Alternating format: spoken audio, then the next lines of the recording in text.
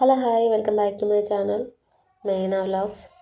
చాలా రోజుల తర్వాత నేను పీస్ఫుల్గా వీడియోస్ తీసుకున్నాను. కానీ మా పెద్ద స్కూల్కి పోయినా మా పండు లేచి తిన్నాడు, మళ్ళీ పడుకున్నాడు.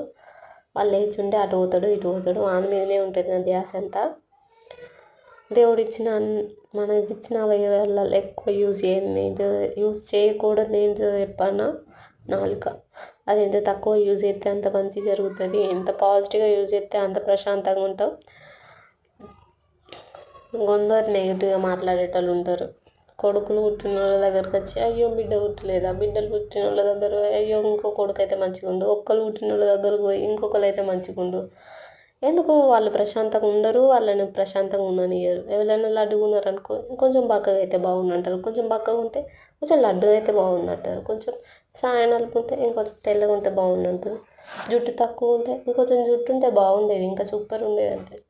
వాడు ప్రశాంతంగా బతకడు, ఇంకొన్ని ప్రశాంతంగా బతకనియడు. ఇలాంటి వాళ్ళ గురించి అయితే అసలు లైఫ్లో ఆలోచించకపోవడమే మంచిది.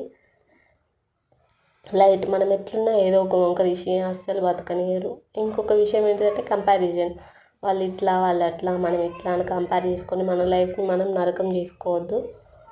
సో ఇన్ని రోజులు నేను కూడా లూప్లో తిరిగినన్నమాట.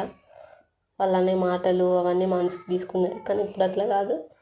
ఎవరెన్నైనా అనని నేను నా లోకంలో మీరు ప్రశాంతంగా ఉన్నానా లేదా అని ఒక్కటే ఆలోచిస్తాను. Thank you for watching my video.